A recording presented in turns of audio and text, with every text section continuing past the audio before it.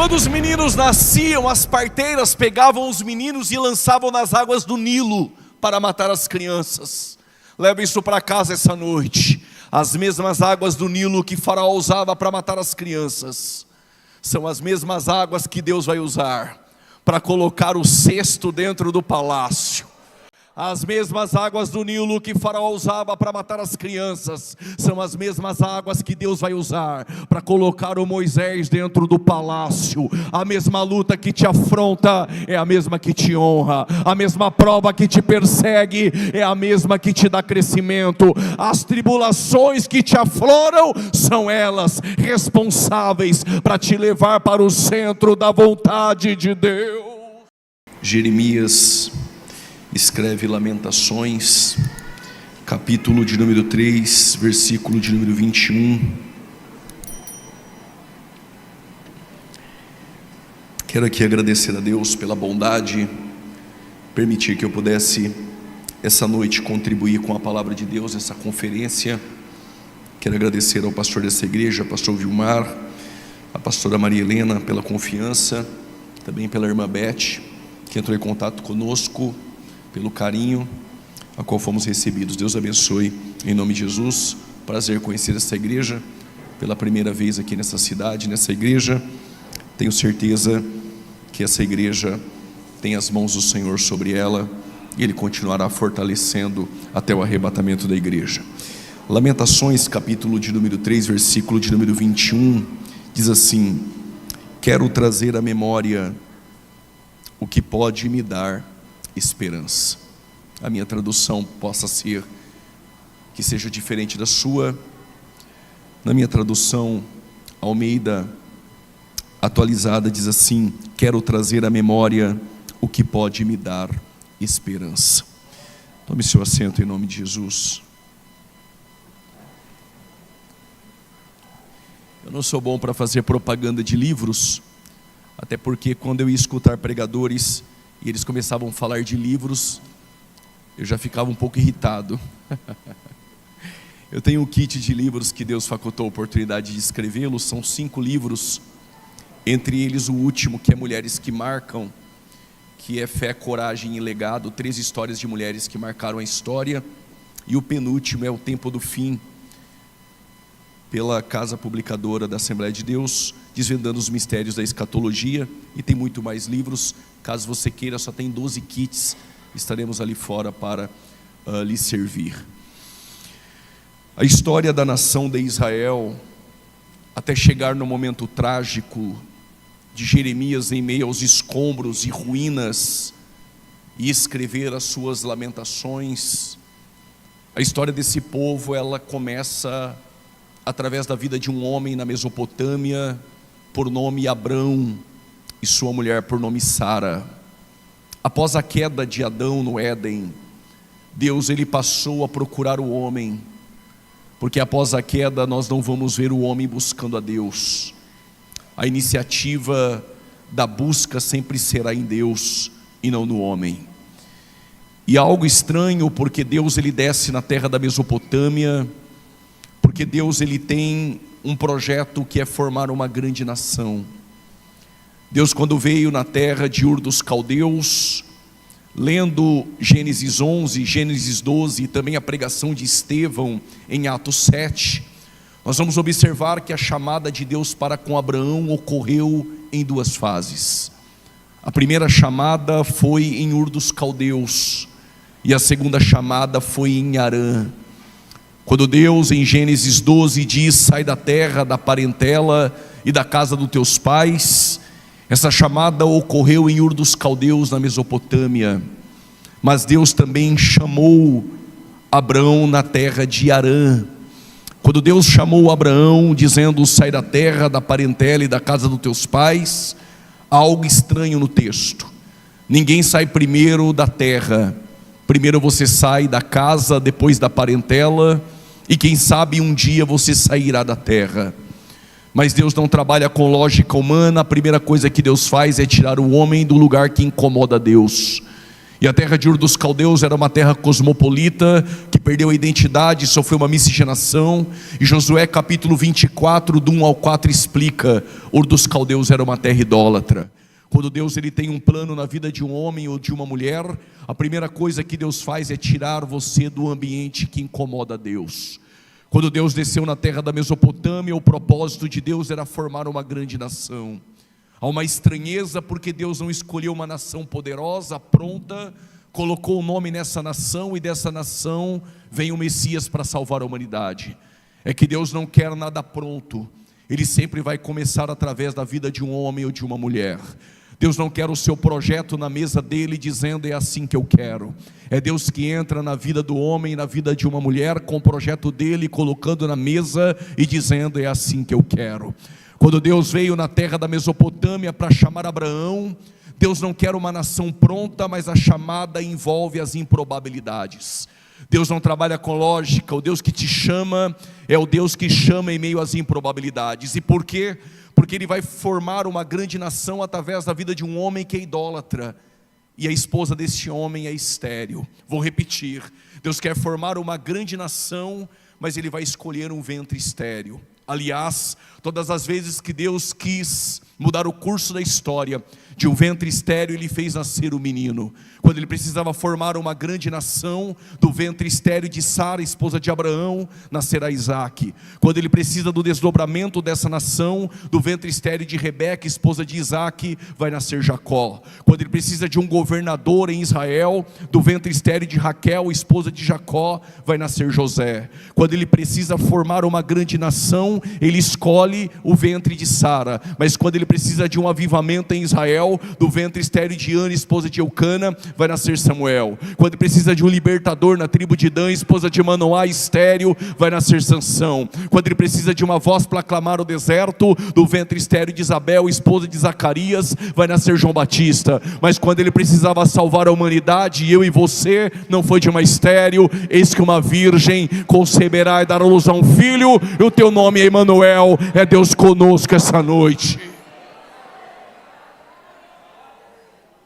Só que quando Deus chama Abraão, Abraão tem 75 anos de idade. Por que Deus não deu um filho quando ele tinha 76? Quem sabe por que Abraão iria bater no peito e dizer: foi eu. Porque Deus não deu com 80, Abraão iria bater no peito e dizer: foi eu. Se Deus desse com 90, ele iria bater no peito e dizer: foi eu. Se desse com 98, Abraão poderia bater no peito e dizer: foi eu.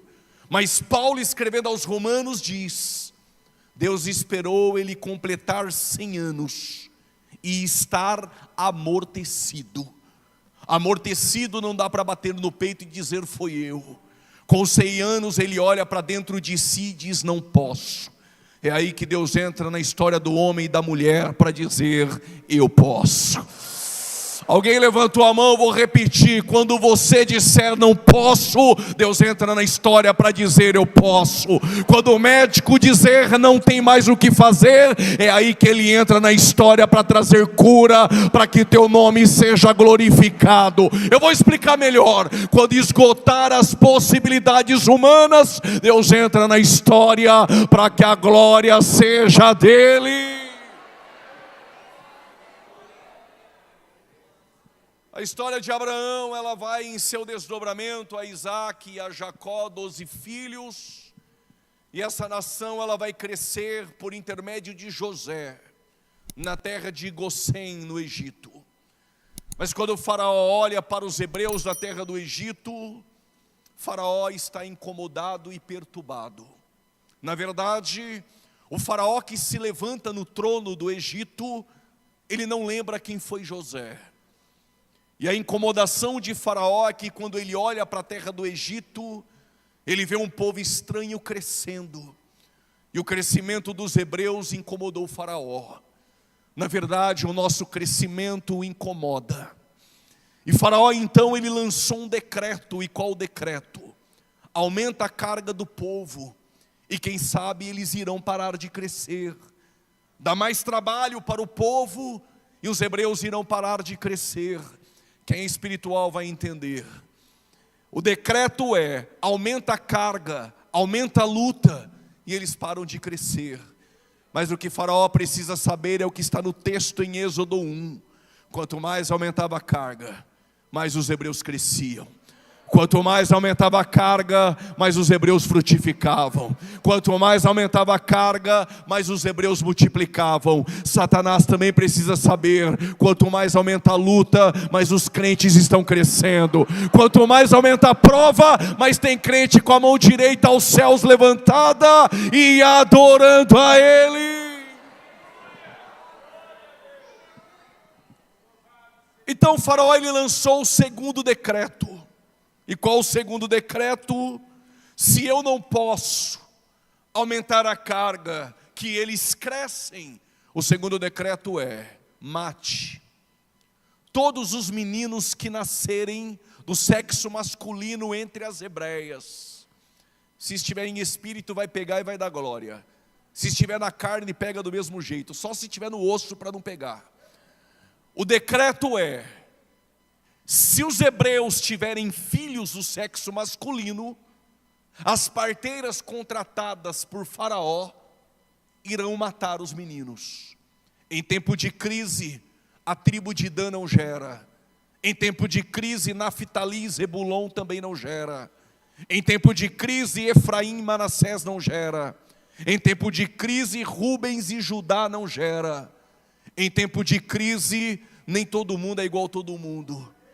A tribo de Levi com Arão e Joquebede, vou parafrasear, estão dizendo: se eles não geram, geramos nós. Se ele não dá glória, dê por você e por ele. Se ele não quer levantar a mão direita, levanta você as duas. Se eles não querem santificar, santifica você. Quem faz em tempo de crise o que ninguém quer fazer, se prepare para viver experiências que os outros não viveram.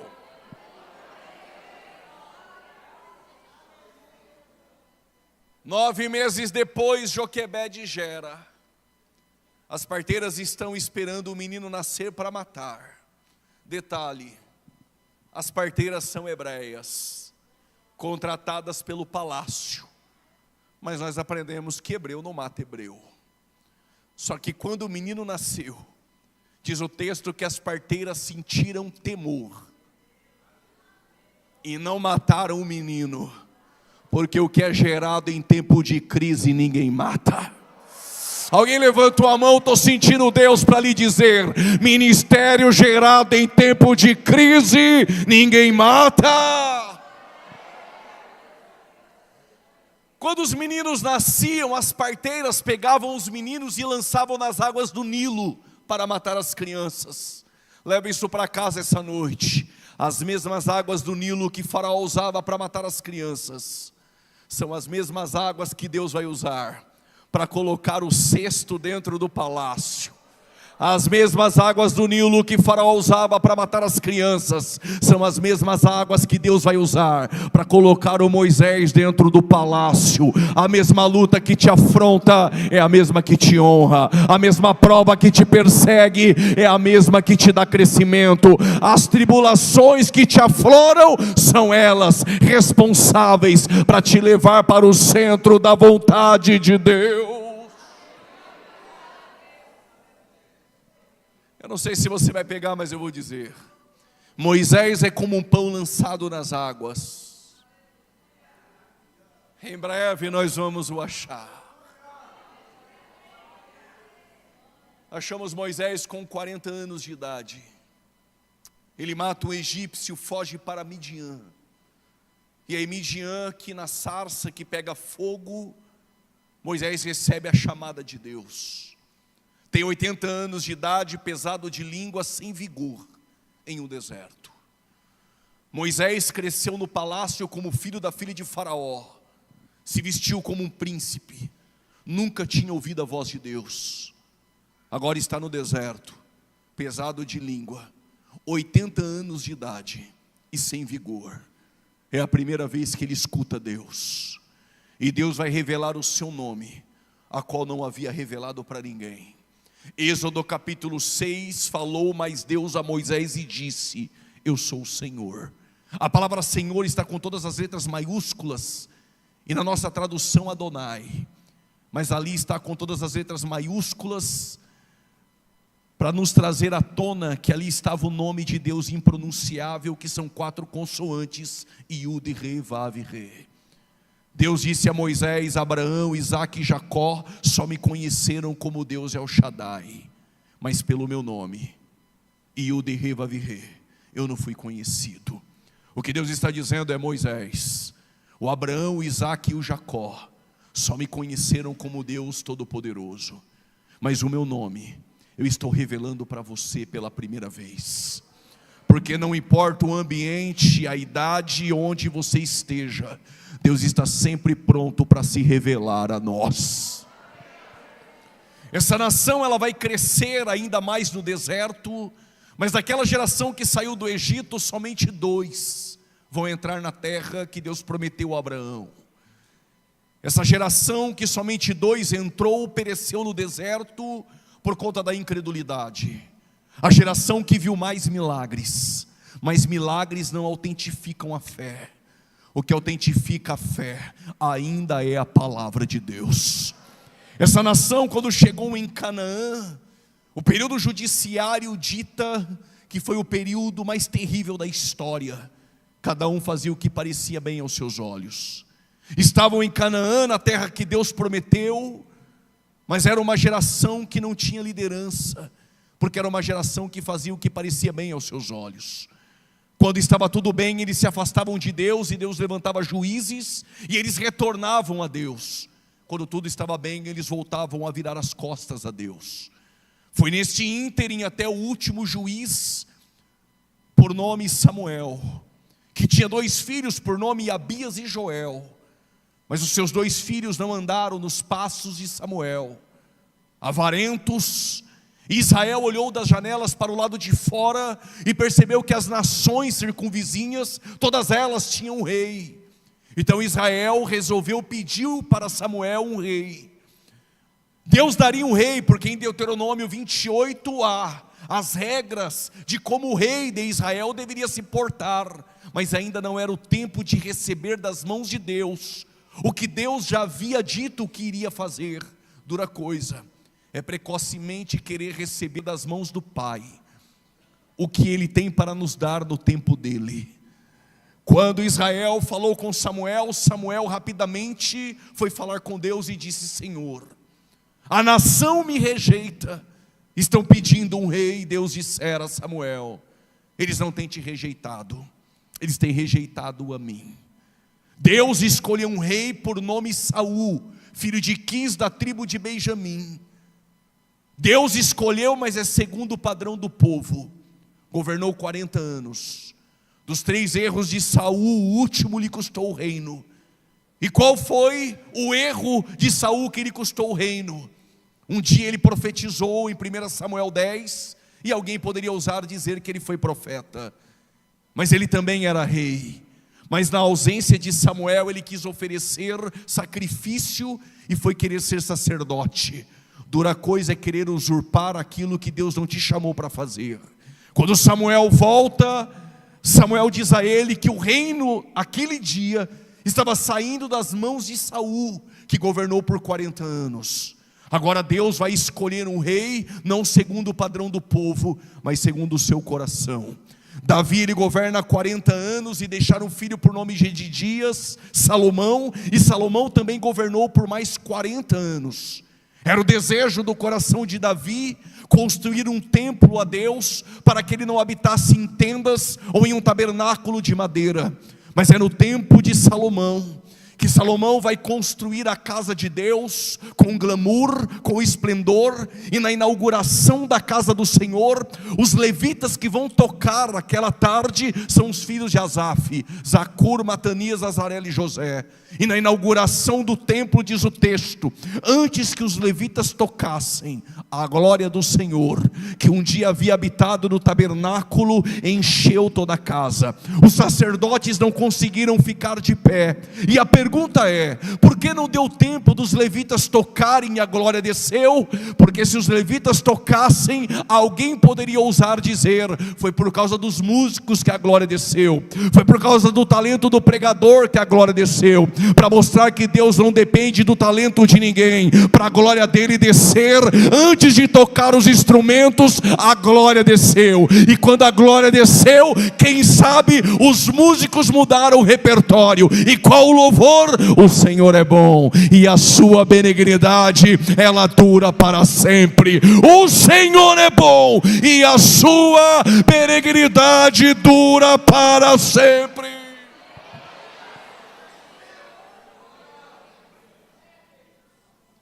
A mesma glória que no deserto um dia desceu no tabernáculo de Moisés, é a mesma glória que desceu na inauguração do templo de Salomão.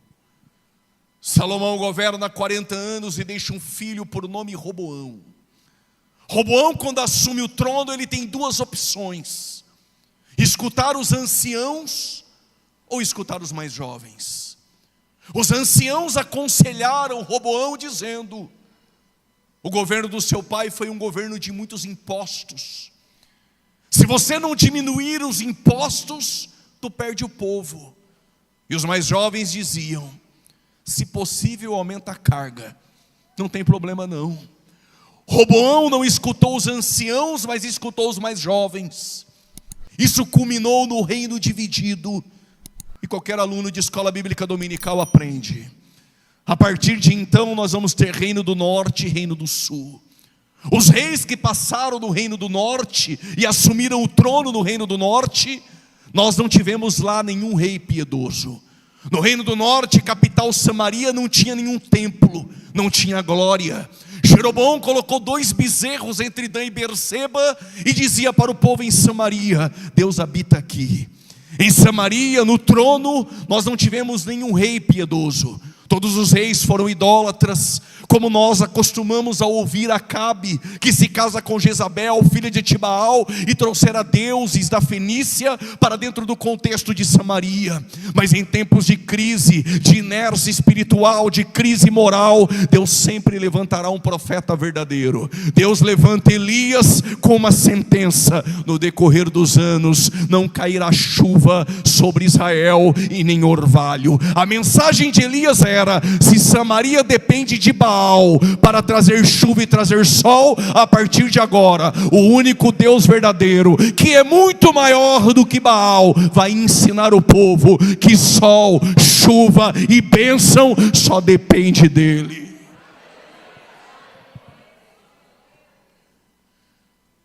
Como em Samaria, reino do norte, nós não tivemos nenhum rei piedoso. No ano 722 a.C., o reino do norte foi dominado pela Assíria e levado ao cativeiro. E o que a Assíria fez? Colocou povos dentro de Samaria, para que Samaria perdesse a identidade. Colocou 5 povos lá dentro: Cuta, Babel, Rava, Ramat e Sefarvaim.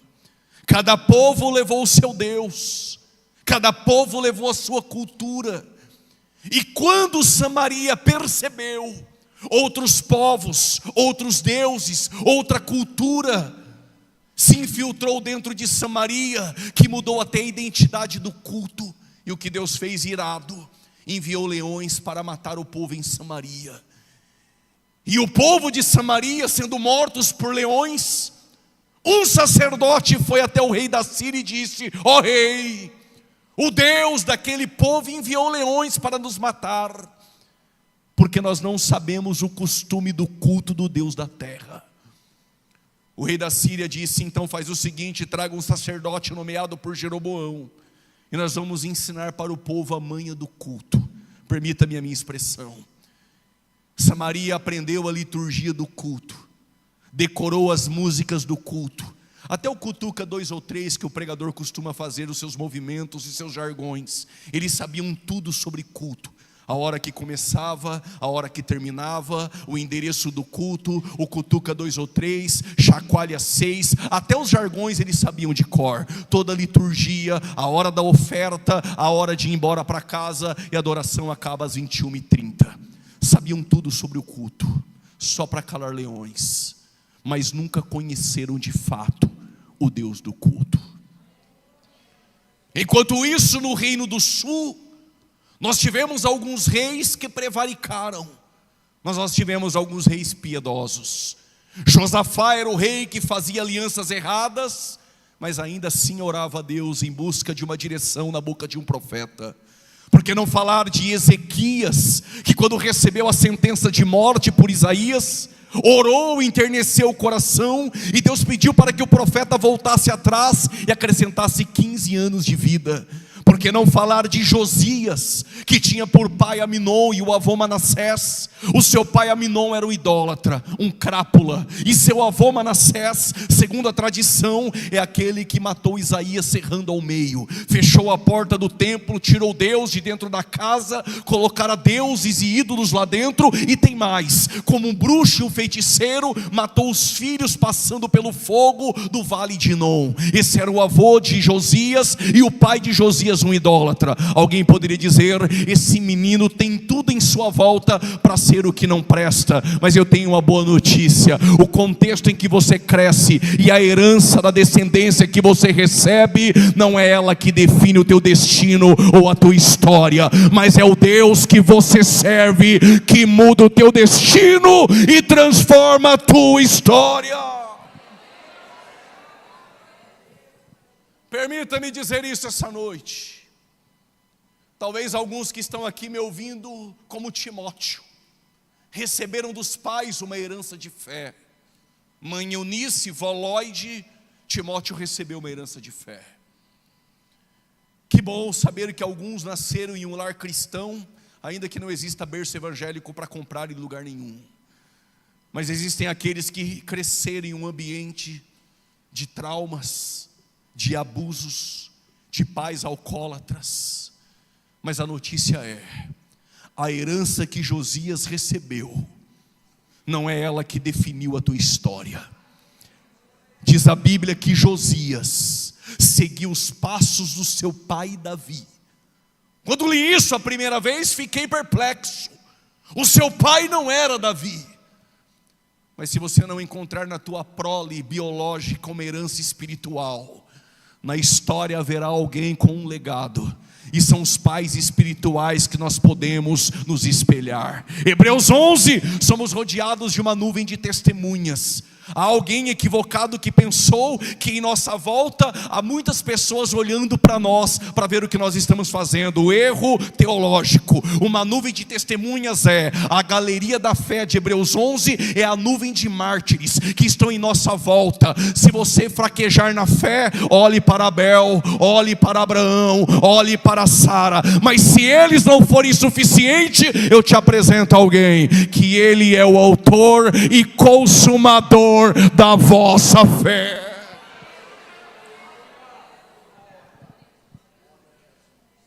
Mas li algo também sobre Josias que me deixou mais perplexo ainda.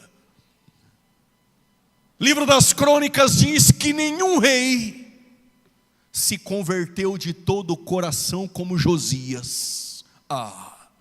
Mais estrategistas que Alexandre o Grande eu não encontrei, mais sábios que Salomão eu nunca vi. Segundo o coração de Deus, só Davi.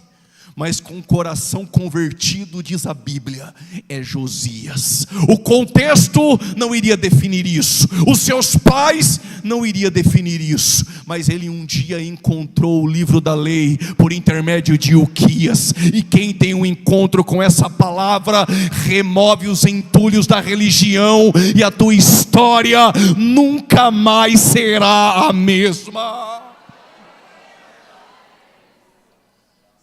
Mas houve uma batalha chamada Batalha de Carquemis. E a Batalha de Carquemis subiu para esta batalha Faraó Neco do Egito, a poderosa Assíria, que há 136 anos antes levou Israel, o reino do norte, ao cativeiro, que colocaram 5 povos lá dentro. Mas também subiu para essa batalha uma nova potência mundial por nome Babilônia, que nós conhecemos como os caldeus. Josias, ele servia a Deus, diz a Bíblia. Mas quando encontrou o livro da lei por intermédio de Ilquias, que estava perdido no templo por conta do teu pai e do teu avô, quando ele leu o livro da lei, ele enterneceu o teu coração. Aqui nós aprendemos uma grande lição. Josias servia a Deus, mas não tinha tido encontro com a palavra. Tem pessoas que se envolvem na atividade da igreja, tem pessoas que passam o maior tempo se debruçando a servir a igreja, e glória a Deus. Há pessoas que se relacionam nos departamentos da igreja, mas nunca tiveram encontro verdadeiro com a palavra e com o dono da igreja. Conheço aqueles que têm um relacionamento superficial e ainda assim trabalham na igreja, mas se você tiver um encontro com a palavra, pode ter certeza, tua vida, o teu relacionamento não será mais o mesmo. E Josias, com o coração enternecido, procurou uma profetisa. Poderia ter procurado Jeremias, que já atuava como profeta, mas ele procurou uma profetisa em Jerusalém por nome Hulda. E quando ele foi falar com Hulda, permita-me parafrasear a profetisa, ela profetizou dizendo: os teus olhos não verão a desgraça que virá sobre Jerusalém, porque tu enterneceu o teu coração, Josias. O Senhor não vai permitir tu ver o juízo iminente de Deus contra o teu povo. E na batalha de Carquemis, quando o faraó Neco sobe a batalha, Josias tentou impedir, morreu com uma flecha. A Babilônia vence agora a batalha, a Babilônia vence a Síria, vence o Egito, e a Babilônia se tornou a maior potência mundial. Daqui a pouco estou chegando em Lamentações. Quando a Babilônia se torna a maior potência mundial, a Babilônia vai invadir Jerusalém pela primeira vez, ano 606 da era cristã. Nabucodonosor invade Jerusalém, e nessa invasão levou somente os nobres ao cativeiro em Babilônia. Entre os nobres, Daniel, Misael, Ananias e Azarias. Permita-me a minha sinceridade. Na primeira invasão levaram os mais belos, os ricos e os nobres. Quem sabe o pastor presidente iria na primeira classe. Eu só iria na segunda leva, que é a de Ezequiel, junto com os mais pobres e escravos. Mas entre os nobres estava 4 garotos, e eles foram colocados dentro do palácio babilônico. Invadiram Jerusalém pela segunda vez, ano 597. Dessa vez levaram 10.000 ao cativeiro, entre eles Ezequiel, filho de Buzi ou Buzi, o melhor hebraico seria este. Mas o pai de Ezequiel era sacerdote. Pelo nepotismo, Ezequiel é para ser sacerdote, mas Deus o chamou por profeta. E tem mais, quem Deus chama, cumpre a chamada mesmo em meio às perdas e às lutas. Perdeu a esposa e não deu tempo de chorar. Deus disse a Ezequiel: põe-te de pé, homem, amarra o turbante, amarra a sandália, cinge os lombos, que não dá tempo de chorar. Quem foi chamado não dá tempo de voltar atrás. Quem foi chamado na luta, na prova, cumpre o que Deus prometeu na tua vida. Mas era para Ezequiel vestir o linho, ser como pai sacerdote. Mas a chamada de Deus desfaz protocolos humanos e contraria os seus caprichos e os seus desejos. Quando Deus chama, Ele está sempre pronto para contrariar a lógica. E quando Ele chama, Ele não mostra mapa nenhum, porque nós não estamos aqui por mapa, nós estamos aqui pela voz que nos chamou. Ezequiel é levado para a Babilônia, mas tem um detalhe: ele não foi colocado dentro do palácio, ele foi colocado às margens do rio Quebar. Babilônia invadiu Jerusalém pela terceira vez, ano 586. Destruíram o templo, saquearam os utensílios, queimaram os muros de Jerusalém, e a glória foi embora. Templo destruído. E Jeremias não foi para a Babilônia, Jeremias ficou em Jerusalém. Mas Jeremias disse que o cativeiro iria perdurar por 70 anos. Quantos anos? Alguém poderia levantar no meio do cativeiro e dizer: Deus perdeu o controle. Mas os céus me trouxe para dizer: Deus não perde o controle. Mesmo em meio ao cativeiro, ele tem pessoas específicas em lugares estratégicos. Ele tem um Daniel dentro do palácio, ele tem um Ezequiel fora do palácio, ele tem um Jeremias em Jerusalém, assim como ele tinha uma menina na casa do Naamã, um José na casa do Potifar, uma Radassa no palácio de Assuero, um Pedro na Judéia, um Filipe em Samaria, um Paulo dos confins da terra. Deus não erra o plantio, aonde Deus te colocou, é aí que Deus vai te usar. Deus não perde o controle, Ele tem pessoas específicas em lugares estratégicos.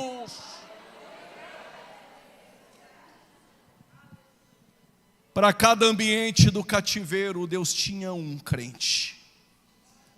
E cada crente vai ser usado dentro de cada ambiente específico. Não reclame o lugar que você está. Não reclame o ambiente que você trabalha. Pode ser esse ambiente que Deus escolheu para realizar seus grandes planos. Mas alguém, sem entender o cativeiro, Deus deu uma visão a um profeta, há quem diga que ele era músico. Quem estudou mais do que eu vai dizer que ele era levita. A Bíblia nos traz à tona que ele era profeta. O teu nome é Abacuque. Deus deu uma visão para Abacuque mostrando o iminente cativeiro, e Abacuque começou a questionar a Deus. Qual o questionamento de Abacuque? Se o Senhor é bom, e os seus olhos são santos, porque o Senhor permite o cativeiro. Eu vou parafrasear. Essa pergunta não está somente nos lábios de um profeta por nome Abacuque, mas também é a pergunta na mesa da filosofia ou da academia teológica, no quarto de uma mãe que chora sem entender o momento, ou de um pai que também não entende o que está acontecendo. O questionamento de Abacuque é o mesmo que o nosso. Se o Senhor é bom, porque meus filhos estão afastados? Se eu te sirvo, eu te adoro, porque estou passando por lutas? Se eu tenho uma vida de santidade e adoração, porque eu carrego essa enfermidade? E Deus respondeu para Abacuque: coisa nenhuma. Capítulo de número 1 é o silêncio de Deus. E o que Abacuque faz? Ele vai para o capítulo 2. Te convido, irmão, te convido, irmã. Se você está no capítulo 1 dos porquês, Deus te convida essa noite para ir para o capítulo 2. E o capítulo 2, o que Abacuque faz? Se Deus não fala no 1, no capítulo 2 eu subo na torre de vigia e vou orar e pedir resposta. Qual a torre de vigia? Não precisa essa noite ir para nenhum monte, nem queimar papelzinho na mão de profeta. Tem uma torre de vigia hoje lá dentro da sua casa. Jesus disse: abre a porta do teu quarto, entra lá dentro, somente você e Ele, e secretamente Ele te ouvirá. Talvez alguém essa noite poderia dizer: pregador, eu já estou nessa torre de vigia há anos. Qual a resposta? Quem sabe nessa conferência você esperou um pregador vindo fazendo muito barulho, pedindo para você cutucar 2 ou 3 e dizer: Deus está te dando vitória. Coisa nenhuma. Eu não sou pregador da vitória. Eu sou o pregador que veio essa noite para trazer a mesma resposta que Deus trouxe para Abacuque. É vitória? Coisa nenhuma. A resposta é esta: o justo viverá pela fé. Porque é muito vitória, cutuca teu irmão, Deus vai te dar, mas aí a nossa vida continua a mesma. É melhor aprender a viver pela fé. E o que é viver pela fé? É fazer como Abacuque. Se não tem vitória no 2, quem vive pela fé vai adorar no capítulo 3, mesmo sem ver a vitória, mas crê que ele não perdeu o controle. E qual a adoração de quem vive pela fé? Ainda que a figueira não floresça e não haja frutos da vide, o produto do oliveiramento e não haja mantimento no campo, alguém já levantou a mão, e nem vaca nos currais. Todavia essa noite, só quem vive pela fé exulte com alegria o Deus da tua salvação. Deixa eu ver essa noite quem vive pela fé.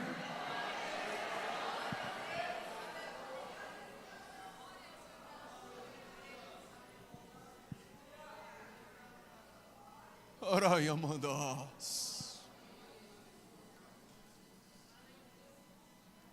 Deus não perdeu o controle da tua história. Daniel está dentro do palácio, e Ezequiel às margens do rio Quebar.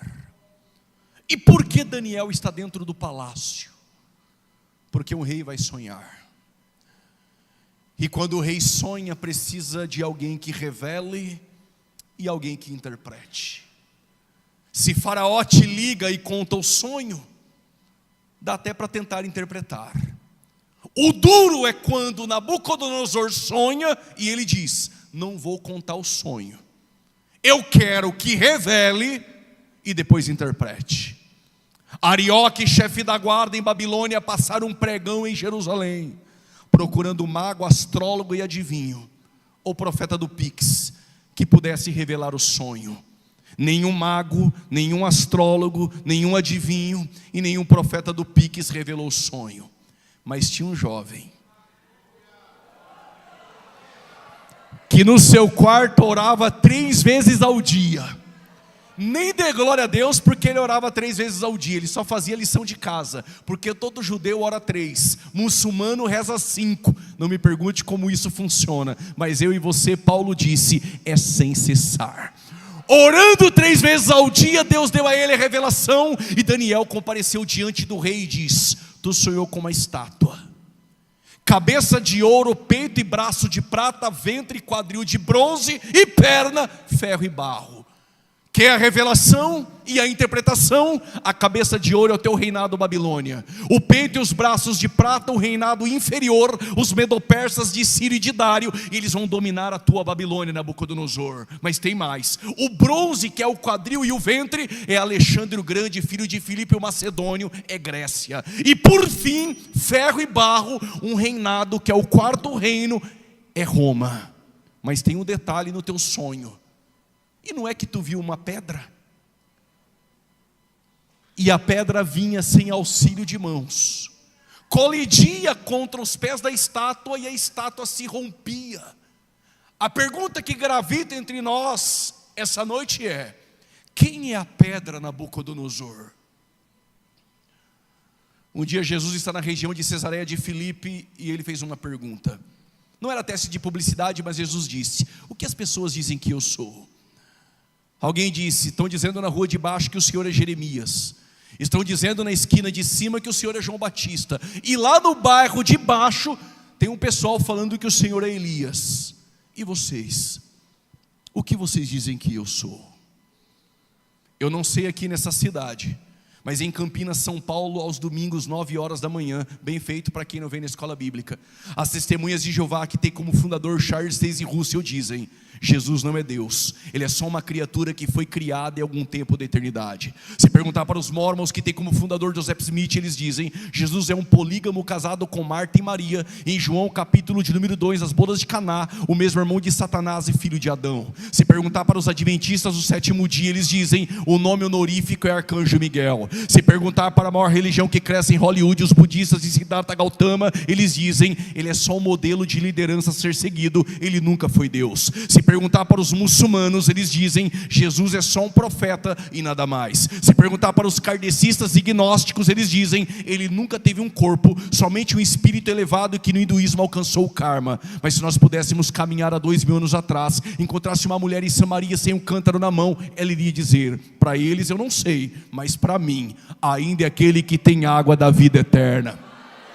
Isaías diz para mim: ele é o conselheiro, é o Deus forte. Jó vai dizer para mim: ele é o redentor que vive. João Batista vai dizer para mim: é o Cordeiro de Deus que tira o pecado do mundo. Lázaro diz para mim: é a ressurreição e a vida, e ainda que esteja morto viverá. Mas se perguntar para um crente assembleano essa noite da fama, eu tenho certeza que você vai dizer: para nós ele ainda é o que salva, o que cura, batiza com o Espírito Santo. Cadê os crentes que vão morar no céu? Aí o Pedro disse: falta eu. Tu és o Cristo, o Filho do Deus vivo.